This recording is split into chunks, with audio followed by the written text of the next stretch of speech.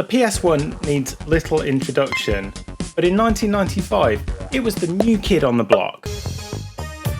But what could you play on it day one? Which launch games have since gone on to become classics? And do any of those still hold up today? Well, that's what we're going to find out as I show you every launch title we got here in the UK that fabled day, September 29th, 1995.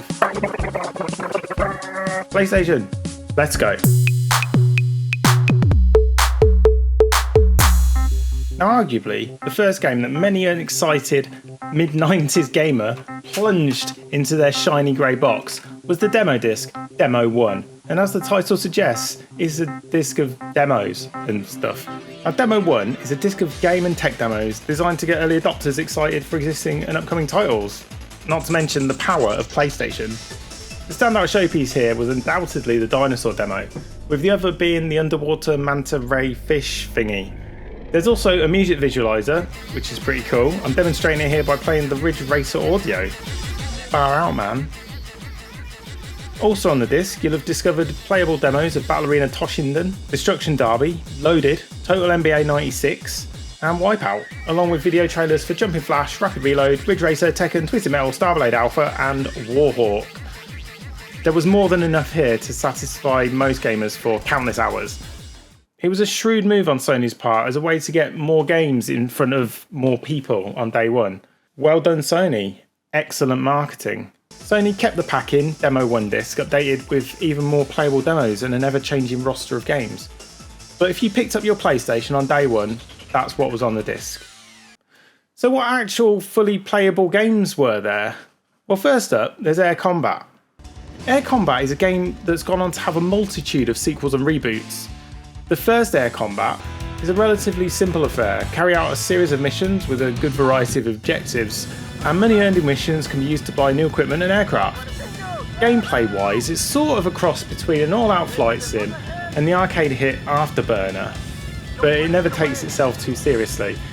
At the time, it was the fastest running and smoothest flight sim available on a home console, and the graphics were, whilst basic by today's standards, bright, colourful, and got the job done in a rather unfussy way.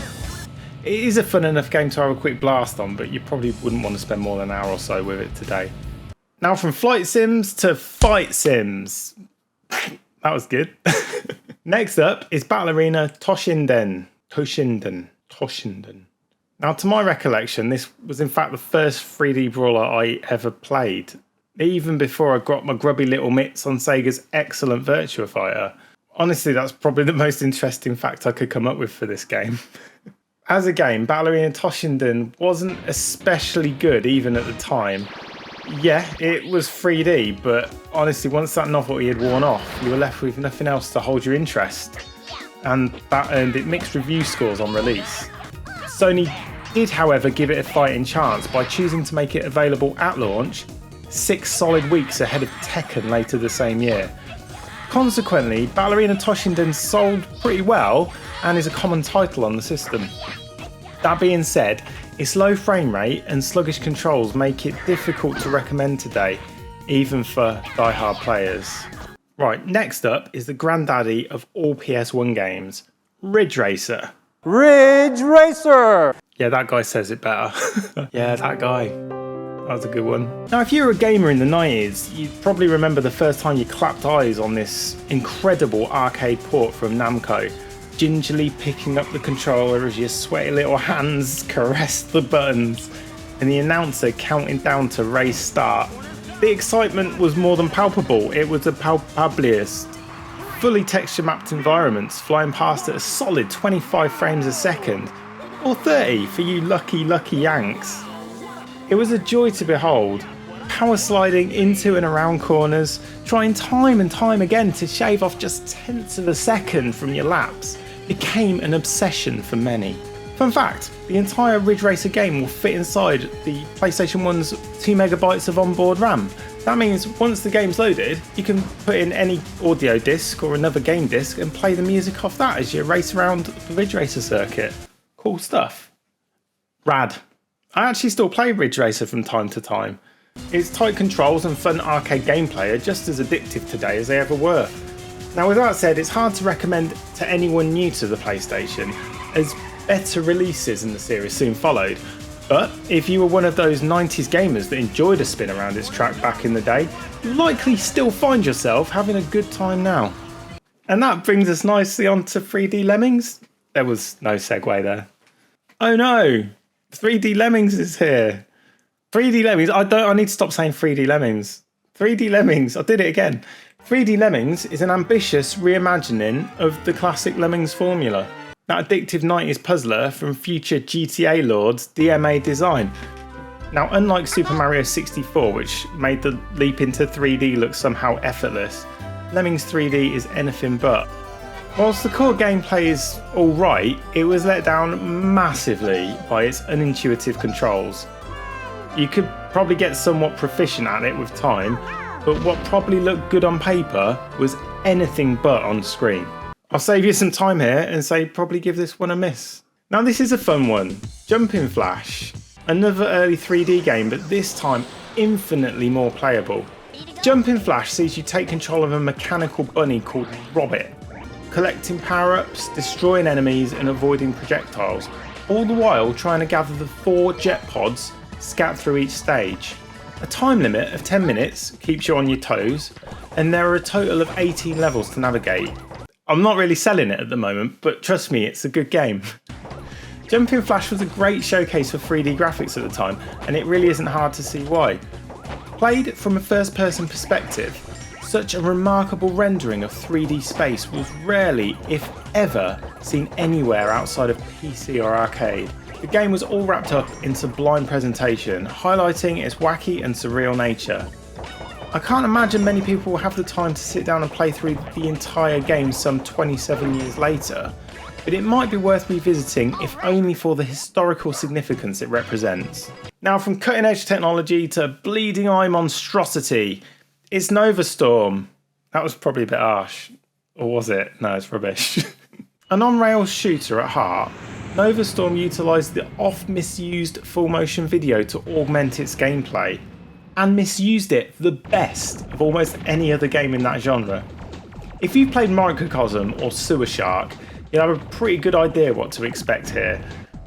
Developed by Psygnosis, who were an important developer for the PlayStation in its early years, Novastorm is a port of the Sega CD title of the same name.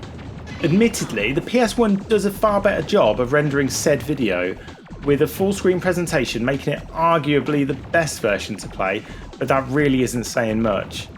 Fans of early FMV games may find some redeeming qualities here, but for most it was too little, too late. It actually reviewed rather well at the time, but you'll need some very large, rose-tinted spectacles to get any enjoyment out of it these days. Now I'm taking you from fly and die to run and gun. God, these are getting more and more tenuous. What am I doing? With Rapid Reload, an ultra-rare launch title.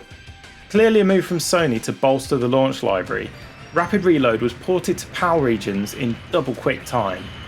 The result is that an already mid-tier Japanese title suffered from slowdown and odd frame pacing. Whilst not a bad game, there's a lot going on here and surprisingly deep gameplay, but even in 1995 there were far better run and gun platformers available and on last gen hardware. Sony didn't expect it to sell well, and it didn't. The inevitable effect of this is that obtaining a good copy nowadays will set you back around £120. One for the serious collectors, I think. Casual gamers should find other ways to play this title. Start with the Japanese version. Now this leads us to the last in the list, but arguably the UK's best loved launch title, it's WipEout.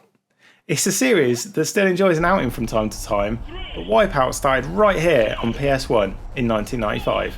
This futuristic weaponised racer sees you travel at incredible speeds along its twisty roller coaster-like courses, fighting for supremacy in the anti-gravity racing league. Flyover power-ups, a feature likely inspired by Nintendo's Mario Kart, and you're bestowed with weapons like rockets, heat-seeking missiles, temporary speed boosts, and mines. Choosing when and where to unleash these is just as important as navigating the tight, unrelenting tracks. The graphics and art featured here were touched by the incredible team at the Designers Republic, a UK-based graphic design agency that had already established firm roots in the electronic music world. Sony knew they had a hit on their hands with WipEout and set forth installing PlayStation demo pods in nightclubs up and down the UK. The pumping techno soundtrack was right at home here and featured songs from top artists such as the Chemical Brothers, Orbital and Left Field. WipEout really was a feast for the eyes and ears. Overall, it's actually a rather difficult racer. The ships have a great sense of weight to them whilst initiating a turn, but the actual result is somewhat more floaty. Incredibly, making it just as easy to understeer as oversteer, which is a feat in itself. This makes WipEout an often frustrating game to play. It can be mastered, sure, but you'll likely not want to put the time into that these days. Future releases such as the excellent WipEout 2097 and WipEout 3 improve this aspect a great deal, but it's a characteristic of the series that still exists to this day and arguably one that has always limited WipEout's appeal in the mainstream.